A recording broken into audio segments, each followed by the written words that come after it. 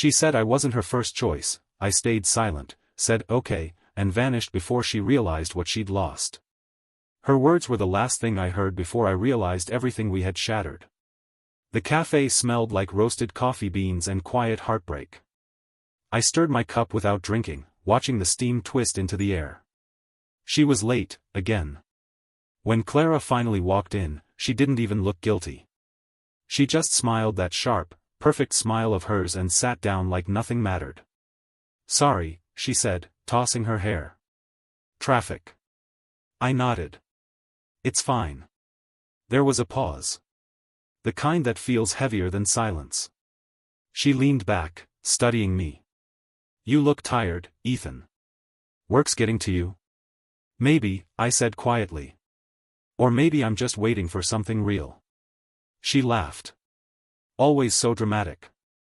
Her laugh didn't sound like the one I used to know. It was lighter now, colder. I wanted to ask what changed, but something in her eyes told me not to. Then she said it. You know you're not my first choice, right? I blinked. What? She smirked, sipping her coffee like she'd just told me the weather. I mean, I like you, Ethan, but you were never my first choice. The words didn't register at first. They floated there, half real, half noise. I set my spoon down slowly. Then why am I here? She shrugged. Because you're stable. You care. You're easy to be with. Easy, I repeated, my voice barely above a whisper. She tilted her head.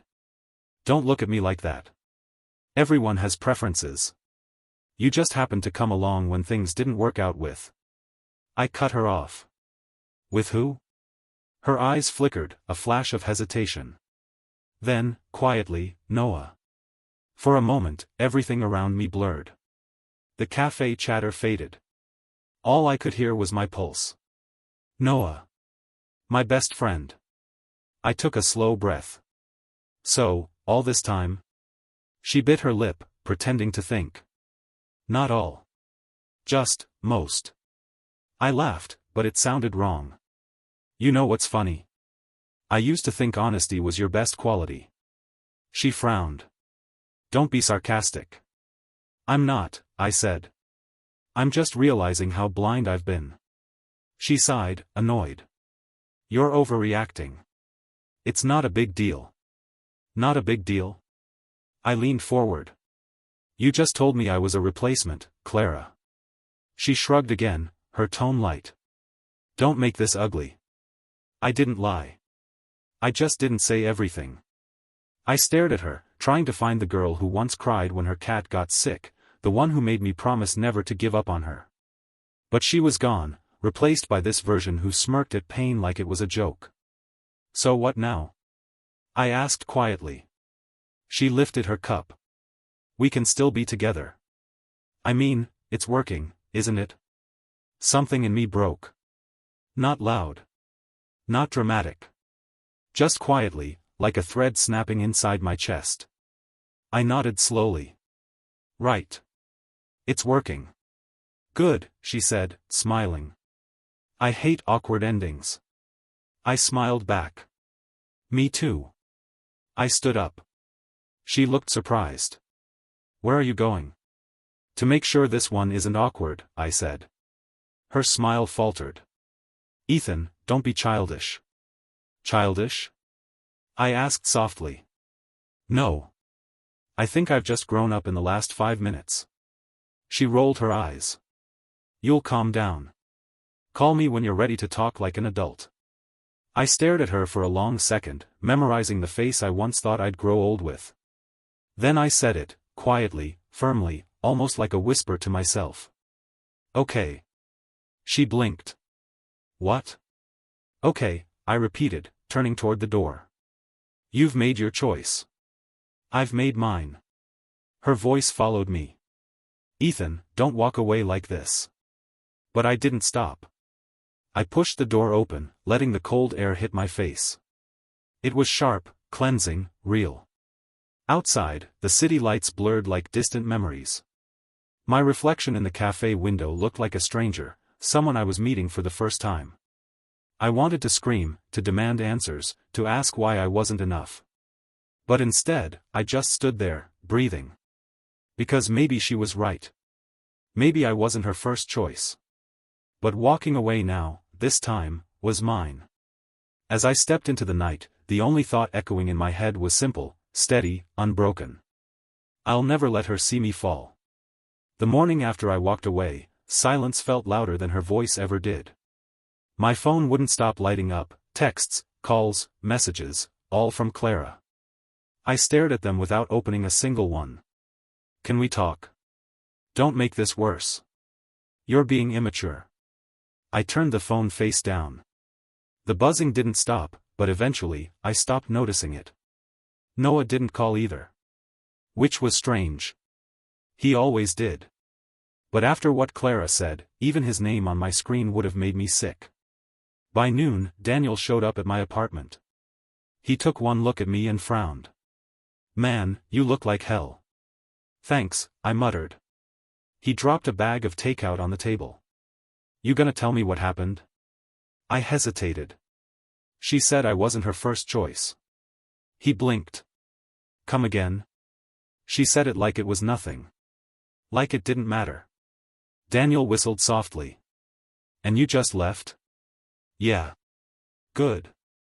He sat across from me. Don't go back. I won't. I looked at the untouched food. But it's not just her, Dan.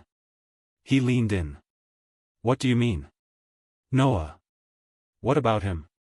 I didn't answer. I just stared at my phone, replaying her words. You were never my first choice, with Noah. Daniel's voice softened. You think he knew? I don't think, I said quietly. I know. He exhaled. Then cut him off too.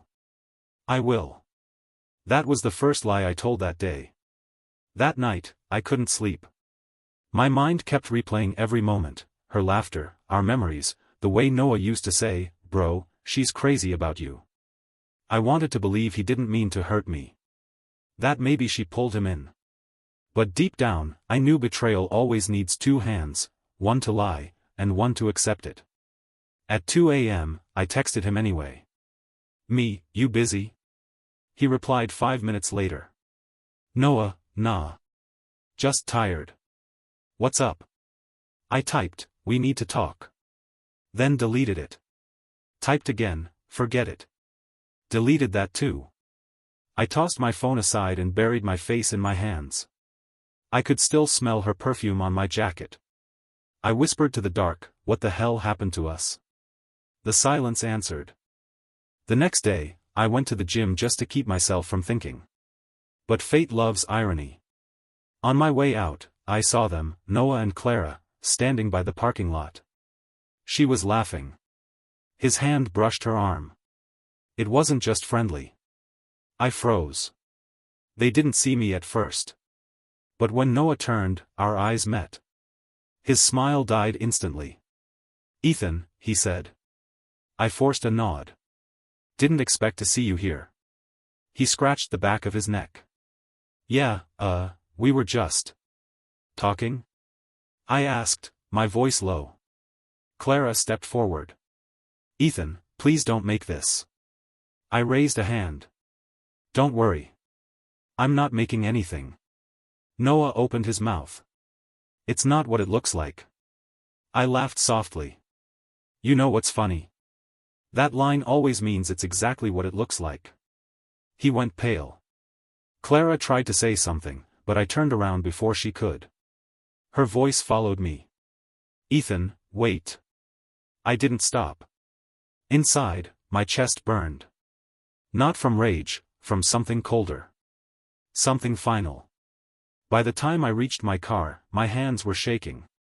I sat there in silence for a long time, gripping the steering wheel. My heart wanted to scream. My mind whispered, don't give them the satisfaction. Finally, I started the engine and said to myself, no more texts. No more calls. No more pretending. As the city lights blurred through the windshield, I realized what silence truly was, not peace, not comfort, but control. And from that moment on, I promised myself I'd never break it. I almost didn't go to the party. I stared at the invitation for days, wondering why I'd even consider it. But something inside me whispered, go. Face it. So, I went. The music hit first, loud, careless, the kind that drowns thought. People laughed, lights flashed, and for a moment, I thought I'd blend into the noise. But then I saw them. Clara. And Noah. She was standing near the bar, her hand brushing his sleeve like it belonged there. They were laughing, God, that laugh. The same one she used when she'd tell me, you're the only one who gets me. My breath caught, but I forced myself to move closer, drink in hand. Hey, I said. My voice didn't shake, though my stomach did. She turned, startled for half a second, then smiled. Oh. Hey. You came. Yeah, I replied flatly. Didn't want to miss the fun. Noah grinned like a fool. Man, long time no see. I nodded, eyes shifting between them. Yeah, long enough for you two to get comfortable, huh? Clara's smile faltered. What's that supposed to mean? I took a sip, keeping my eyes locked on hers. You tell me. She laughed softly, nervously. Don't be weird, okay? We're all just friends here. Right. Friends. The word tasted bitter. Noah cleared his throat. Come on, man, don't make it awkward. I looked at him, and for the first time, I didn't see a friend. I saw a stranger wearing his skin. You made it awkward when you started sneaking behind my back. His jaw tightened. That's not fair. Fair? I almost laughed. You think any of this is fair? Clara stepped between us. Stop it, both of you. This is stupid. No, I said quietly, what's stupid is pretending nothing happened. Her eyes darted around the room, people were watching now. She lowered her voice. You're making a scene. Then tell me, Clara, I said, leaning in slightly, when did you decide to make me the fool?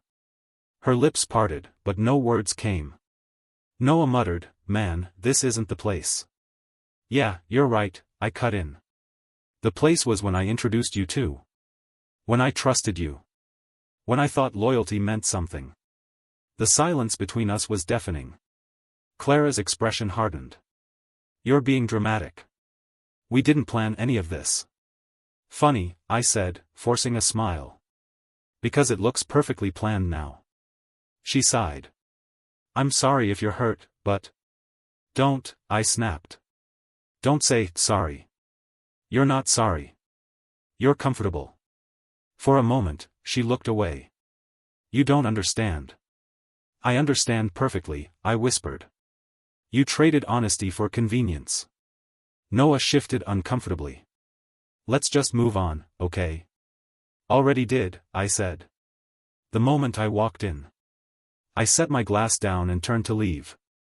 Wait, she said softly. You're really just walking away? I stopped at the door. You already did that. I'm just following your lead. And then I left. Outside, the night air felt cold but clean. My phone buzzed, messages from mutual friends, curious, nosy. I turned it off. As I walked home, the laughter from the party faded behind me. My hands trembled, not from anger anymore, but from release.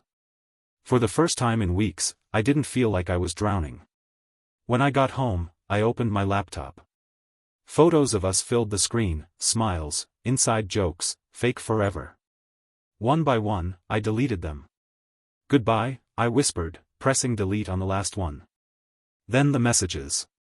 The calls. The contacts. Gone. It wasn't revenge. It wasn't weakness. It was silence, my first act of strength. And that silence felt louder than anything she'd ever said. I don't remember when the noise in my head got louder than the world around me. Work became a blur, emails, meetings, faces that moved their lips but said nothing. My focus was gone. My spark was gone. Eric, my boss called from the doorway one morning, arms crossed. You missed another deadline. I'll fix it, I mumbled without looking up. He sighed. You've been saying that for weeks. What's going on with you? Nothing, I lied. Then start acting like it. I need you here, not in whatever hole you've crawled into. His words stung, but not enough to wake me. I nodded, pretending I cared, and went back to my desk. My inbox blinked like a heartbeat I couldn't keep up with. At lunch, I sat alone. People laughed across the room, normal people, with normal problems. I picked at my food until the clock said I could leave. That evening, I found myself sitting in the dark, staring at my reflection in the window. My eyes looked tired. My face looked foreign. That's when Daniel walked in. My brother never knocked. He flicked on the light. "You look like hell." "Thanks," I muttered. He dropped his jacket on the couch. "You've been ghosting everyone." "What's going on?" "Just tired." "Don't start that crap. Talk to me." I stayed silent, watching my reflection instead of him. He came closer, voice softer. "You can't heal where you were broken." I turned to him slowly. "What?" "You keep sitting in the same space, replaying the same pain. You think that's healing? That's self-destruction." His words hit me harder than I expected. I laughed weakly. "So what do I do? Forget it?" "No," he said, sitting beside me. "But stop feeding it. Move. Change your air. Change your focus. I don't even know where to start." He patted my shoulder. "Start by leaving this version of yourself behind." That night, his words wouldn't leave me. I packed a few bags, just clothes and my laptop, and moved out of the apartment the next day. I didn't tell anyone where I went. I just needed quiet. The first few days were strange. The silence felt heavy, but clean. I worked late, slept early, and ignored the urge to check her social media. I deleted the apps altogether. At work, I stayed buried in projects. My coworkers noticed, of course, especially Lily. She sat 2 desks away, observant but kind. One afternoon, she leaned over my cubicle wall. "You've been quiet lately." I looked up from my screen. "Just focused." She smiled faintly. "Focused or avoiding something?" I hesitated. "Both, maybe." She nodded slowly. "Sometimes those two look the same." I smirked. "You're annoyingly insightful, you know that?" "It's a gift," she said, laughing softly. "If you ever need to talk about whatever's eating you, I'm around." "Thanks," I said. "I'll keep that in mind." Days turned into weeks. My work improved. I started running in the mornings, cooking for myself at night. The ache didn't disappear, but it dulled. One evening, Lily caught me at the elevator. "You seem lighter," she said. "Do I?" "Yeah. Like you stopped carrying something heavy." I thought for a second. Maybe I just realized it wasn't mine to carry anymore. She smiled. "That's growth." When I got home, I sat by the window again, but this time, the reflection staring back looked different. Not healed, not perfect, but calm. Daniel's words echoed again, "You can't heal where you were broken." He was right. Healing wasn't about revenge or closure. It wasn't about proving anyone wrong. It was about quietly becoming untouchable, building a life so peaceful that betrayal couldn't reach it. I exhaled slowly, letting the night air fill my lungs. For the first time in months, I didn't feel broken. I just felt free. Time has a strange way of healing you, quietly, almost stubbornly. Months passed before I realized I hadn't thought about Clara or Noah in days. Work consumed me, but not the way it used to. This time, I was in control.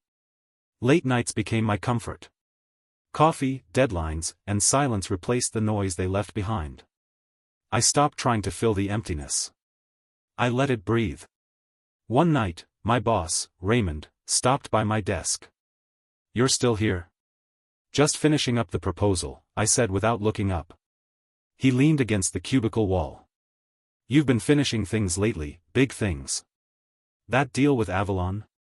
"Impressive." "Thank you," I said quietly. He smiled. "You've changed, you know. Calmer. More centered." I chuckled. Guess that happens when you stop chasing people who don't want to be caught. He raised a brow. Sounds like a story. It was, I said. But I think the ending already happened. He nodded thoughtfully. Keep this up, and you'll have a corner office before the year's out. When he walked away, I sat there for a while, staring at the glowing monitor. I realized something. I wasn't just surviving anymore. I was building. I started running again. Not from something, but toward something better. I changed my wardrobe, joined workshops, even started reading before bed. My life felt like mine again. One evening at a company dinner, Raymond clinked his glass. Everyone, a quick toast, to the man who just landed the biggest client of the quarter. Eric. Applause echoed. I stood, smiling awkwardly. Thank you, sir. I just did what needed to be done. He grinned. That calm confidence, don't ever lose it. After dinner, as I walked out into the cool night, I unlocked my phone. A dozen notifications. Missed calls. Unread messages. One from an old mutual friend. Clara's been asking about you. I stared at it for a second, then locked my screen. No reply. Days later, another message arrived. Noah wanted to talk. Says it's urgent. Urgent. The same word they never used when I was bleeding inside. I laughed under my breath and put the phone face down. Lily noticed me smiling during lunch. What's funny? Ghosts, I said. Ghosts, she repeated. I nodded. People who buried you but still expect you to haunt them. She smiled softly. So, are you haunting anyone right now? I thought for a moment. Maybe. But not on purpose. That night, I sat on my balcony, city lights blinking below. I imagined Clara checking her phone, waiting for a reply that would never come. I imagined Noah rehearsing an apology that would never be heard. The same word that once ended me, okay, had turned into my silence. And my silence was louder than any revenge. Lily called me later that week. You sound lighter again, she said. I guess peace feels like that. So, what now? She asked. I keep going, I said simply. Success is quiet, but it echoes. The next morning, Raymond stopped by again. Pack your things, he said with a grin. Promotion's official. You're moving upstairs. For the first time in months, I felt proud, not because someone finally saw my worth, but because I did. As I carried my files to the new office, my phone buzzed once more. Clara, I miss you. I stared at the message, smiled faintly, and locked the screen again. No reply. No closure. Just calm. Because sometimes, the strongest thing you can say, is nothing. And that silence? That's the sound of a ghost rising. The message came at midnight. Clara, can we talk? I stared at the screen for a long time. The typing bubble appeared. Then disappeared. Then appeared again. I locked my phone and set it face down. Not tonight. Not ever. By morning, I had already forgotten about it, until I walked out of the elevator at work. There she was. Clara. Standing near the glass doors, arms wrapped around herself, eyes red. Eric, she said softly when she saw me. My heart didn't skip this time. It just stayed still. I adjusted my bag strap. What are you doing here? Please, she whispered, stepping closer. Just a few minutes. I exhaled, looked around at the curious glances from the reception desk. Fine. 5 minutes. We walked outside, the air thick with something unsaid. She turned toward me, trembling slightly. I made a mistake. I didn't say anything. Just waited. I shouldn't have said what I did, she continued. I was stupid. I was angry. I thought Noah was different. I raised an eyebrow. And was he? She looked away. No. He left. Said he needed space. A week later, he's dating someone else. Silence stretched between us. I could hear the hum of traffic, the distant chatter of strangers. So now you want what? I asked quietly. She blinked rapidly. I just wanted to explain. I didn't mean to hurt you the way I did. But you did, I said. And you knew exactly what those words meant. Her lips quivered. I didn't know I'd lose you. I almost smiled. You never had me, Clara. You had my effort. My time. My belief in you. But not me, not really. Tears filled her eyes. I deserve that. I know. I shook my head. Deserve? No. We all live with our choices. That's not punishment. That's life. She stepped closer again. Can't we at least talk? Maybe start over? Start over? I repeated, almost amused. Do you start over after burning a bridge, or do you learn to swim? Her shoulders dropped. You've changed. I had to, I said. You left me no other choice. She wiped her cheeks, voice breaking. I kept thinking you'd hate me. But you don't even sound angry. I was, I said. For a long time. Then I realized hate still means you matter. She covered her mouth, sobbing quietly. I'm sorry. I swear, I didn't know how good you were until someone treated you worse. I finished. Her silence was answer enough. I looked past her, toward the city skyline, my reflection glinting faintly in the glass doors behind her. You once told me I wasn't your first choice. Turns out, that was the most honest thing you ever said. She whispered, please don't go. I met her eyes. Clara, I already did. You just didn't notice. Her hand reached out, trembling. Eric, I don't want to lose you again. I stepped back. You can't lose what you threw away. Her tears fell freely now. He replaced me so easily. I thought I was special. I sighed softly. That's the hardest part, isn't it?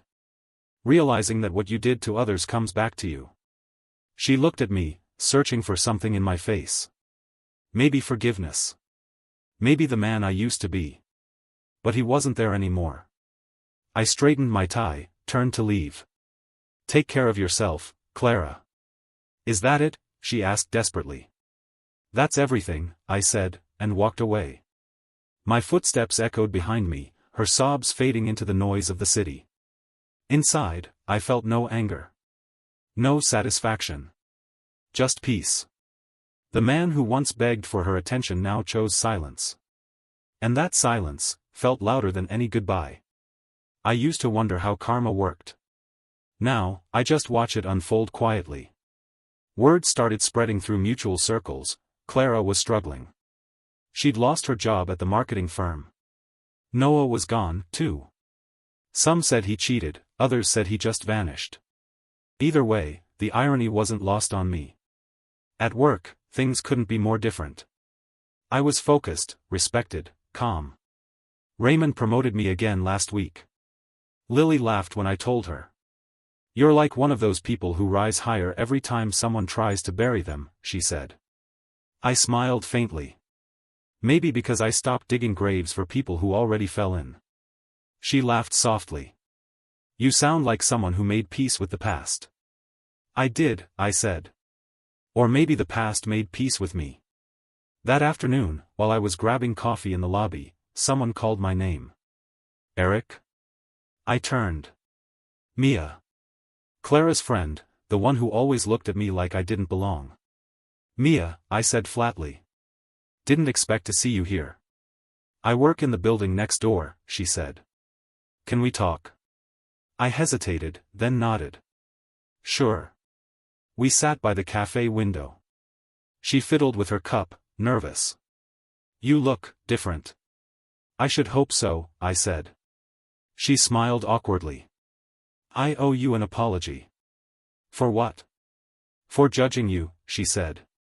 When everything happened, we all thought you'd fall apart. Clara said you'd probably come crawling back. I leaned back. And when I didn't?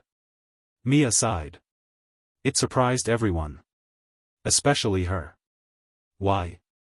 She told me once, he never even shouted. He just disappeared. I didn't reply. Mia continued, she said it like she didn't understand it. Like your silence was louder than any revenge she expected. I looked out the window, the city blurring beyond the glass. Sometimes silence is the only answer that matters. She's not doing well, Mia said quietly. Lost her job. She barely sleeps. Keep saying she deserves it. I nodded slowly. Maybe she finally understands what consequences sound like. I'm not saying you should forgive her, Mia said quickly. I just thought you should know. I don't hate her, I said. But I don't owe her anything, either. Mia studied me. You really have changed. I had to, I said simply. You either let pain destroy you, or you let it rebuild you. She smiled faintly. She still talks about you sometimes. Says she's never met anyone who stayed calm when breaking apart. I let out a quiet breath. Maybe that's because I learned early, not everyone deserves to see your broken parts. For a moment, neither of us spoke. Do you ever miss her? Mia asked gently. I thought for a moment. No. I miss who I thought she was. But that person never existed. Mia nodded, standing up slowly. You're doing great, Eric. Honestly, I didn't expect it. That makes two of us, I said, smiling faintly. As she walked away, I sat there staring into my untouched coffee. Her words echoed in my head, he never even shouted. He just disappeared. That silence, the same one that once came from heartbreak, had become my greatest revenge. Not because it hurt her. But because it healed me. Later that night, I scrolled through my phone. No pictures. No texts. No ghosts left to haunt me. Just peace. Lily called, her voice bright. You sound calm again, she said. I am, I replied. Peace looks good on me, doesn't it? She laughed. It suits you.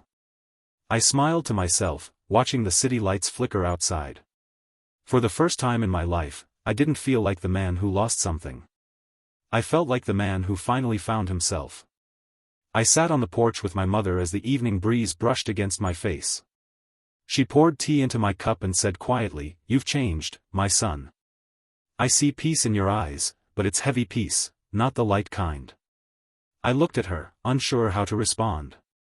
Heavy peace? I repeated. She smiled sadly. The kind that comes from holding on too long. Tell me, have you forgiven her?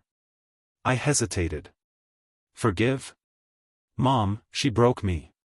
She didn't just leave, she humiliated me. She made me feel like I was never enough. She sipped her tea slowly. And yet, here you are, standing taller than before. Doesn't that mean you were always enough? Her words pierced through me like quiet truth. I stared at the garden, the same one I'd played in as a kid. I thought success would fix it, I admitted. The job, the promotion, the silence, I thought it would make me forget her. Mom set her cup down. Success doesn't heal the heart, Eric. Forgiveness does. Not for her sake, for yours. I laughed bitterly. You really think I can forgive someone who shattered my trust? She reached over and placed her hand on mine. You already did, the moment you stopped hating her. But you're still carrying the ashes. That night, her words wouldn't leave me. I sat at my desk, the city lights flickering through the window. My laptop blinked with unread messages, but I ignored them. I opened a blank page and began to type, not for her, but for me. Clara, I wrote, I don't know if you'd ever understand what your choices did to me. I don't hate you anymore. In fact, I don't feel anger at all. I just feel distance, the kind that comes when you finally stop chasing ghosts. I paused, my fingers trembling slightly. You once said I wasn't your first choice. Maybe that was true. But I realized something, I never needed to be anyone's first choice. I only needed to be my own. You taught me pain, but that pain built me. And for that, I forgive you. A tear rolled down my cheek, but it wasn't the same kind of tear that once came from heartbreak. It was release, like a knot finally loosening after months of tension. I kept writing, my thoughts pouring out faster. This isn't a letter to win you back or prove anything. It's simply closure, the kind you give yourself when the world refuses to give it to you. I hope you find peace. Not with me, but within yourself. When I finished, I stared at the glowing words on the screen. My hands felt light. My chest felt warm. For a moment, I imagined her reading it, her eyes softening, realizing what she'd lost. But then I smiled.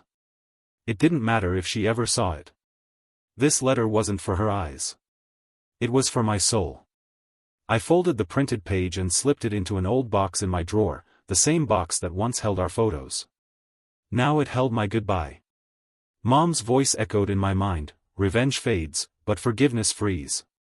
For the first time, I understood what she meant. Revenge had given me strength, but forgiveness, that gave me freedom. I turned off the light, letting the room fall into silence. And in that quiet, I whispered to myself, I'm finally free. The conference hall buzzed with voices, but I stood quietly near the coffee table, lost in thought. I wasn't looking for anyone, not friends, not love. I just wanted peace. That's when I heard a soft voice beside me. Long day already, she asked, reaching for a cup. I turned. She had kind eyes and a calm smile. You could say that, I replied. Too many introductions, not enough meaning. She laughed gently. You sound like someone who's seen too many surface-level conversations. Maybe I have, I said. Or maybe I've just learned to value silence more than small talk. I get that, she nodded. I'm Sophie. I shook her hand. Eric. We ended up sitting at a quiet corner table, the noise around us fading into a soft blur. She asked what I did, and I told her, the projects, the pressure, the long nights. But then, she asked something different. Do you like it? The question caught me off guard. I guess I do, I said slowly. It gives me purpose. For a while, I lost that. She tilted her head. Lost it? Or gave it away to someone who didn't value it? Her words were sharper than she knew. I chuckled softly. Maybe both. She smiled knowingly. We all do that once. Give too much of ourselves to someone who only wanted the version of us that served them. Yeah, I said. And by the time we realize it, we've forgotten who we were before them. She nodded. That's when you start again. You rebuild, not to be who you were, but who you're meant to become. Something about the way she said it made me pause. You sound like someone who's been there too. I have, she said softly. I stayed in a relationship too long because I thought love meant endurance. Turns out, it also means knowing when to walk away. I looked at her for a moment, not with interest, but understanding. You make it sound simple. It isn't, she said, laughing lightly. But healing never is. We talked about books after that, stories about survival, redemption, second chances. She recommended one about learning to be whole alone. I told her about one that taught me how silence can be its own form of strength. Hours passed like minutes. When the conference ended, she stood up and said, You know, you have this calm about you. The kind people usually get after a storm. I smiled faintly. There was a storm, I said. But I stopped fighting it. I learned to let it pass. She nodded, understanding in her eyes. That's when peace finds you. As we walked out, she handed me her card. Not for business, she said. Just, for good conversations. I took it. I'd like that. That night, back in my hotel room, I sat by the window watching the city lights flicker. I thought about how strange it felt, not excitement, not butterflies, but ease. Real, gentle ease. For the first time in years, I smiled, not because of someone, but because of myself. The thought came naturally, I'm not starting over to replace anyone. I'm starting to rediscover who I am when I'm whole. I whispered to the empty room, the past isn't my home anymore. It's just a story I once lived. And for the first time, I believed it. My phone buzzed. I glanced at it, expecting spam or work emails. Instead, it was her. Clara, I miss what we had. I stared at the screen. The words felt heavy, like old ghosts trying to crawl back. I remembered that cafe, the night she smirked and said I wasn't her first choice. I remembered the cold sting of her betrayal. I remembered the silence that had rebuilt me. I typed a single word, okay. Then I paused. My thumb hovered over the screen. This time, it wasn't despair or heartbreak. It wasn't even anger. It was finality. I pressed block. A soft smile touched my lips. The word that had once ended everything now gave me closure. Okay. Simple. Clean. Complete. I leaned back in my chair, feeling the weight of months lift from my shoulders. No notifications. No messages. Just quiet. Just me. The room was bathed in golden light as the sun began to set outside the window. I could see the city glowing softly, each building a testament to life moving forward. I stood and walked to the window, feeling the warmth of the fading sun on my face. I whispered to myself, I didn't need revenge. I needed peace. I thought about the journey, the heartbreak, the silence, the rebuilding. Each step had been painful, but each step had brought me closer to this moment. I had grown stronger. I had learned to value myself. The memory of Clara faded, no longer sharp and cutting. She became a chapter, not the entire book. I realized that letting go didn't make me weak, it made me whole. I turned from the window, my chest light. Lily's words echoed in my mind, peace looks good on you. She was right. Peace felt better than hate. Better than longing. Better than any shadow she could cast. I walked toward the door, leaving the phone behind. Outside, the world was alive. People hurried past, lights twinkled, the air smelled faintly of rain. I stepped out, feeling the sidewalk under my feet, feeling the wind brush my hair. I whispered again, louder this time, and peace came the day I stopped looking back. The sunset stretched across the sky in brilliant shades of orange and pink. I breathed deeply, letting it fill my chest, my lungs, my heart. I felt light. Free. Untouchable. No texts, no calls, no reminders. Only the rhythm of my own life, moving forward. I smiled once more, genuinely, without hesitation or fear. The past was behind me. I didn't need to check it. I didn't need to mourn it. I had all I wanted, calm, strength, and a life untouched by the mistakes of others. And just like that, I disappeared from her world, not out of anger, not out of revenge, but because I finally belonged entirely to myself. The sun dipped lower, and I walked away, each step echoing the silent promise I had made to myself, never again to be anyone's second choice. The world stretched ahead, infinite and unbroken. And for the first time, I felt truly free.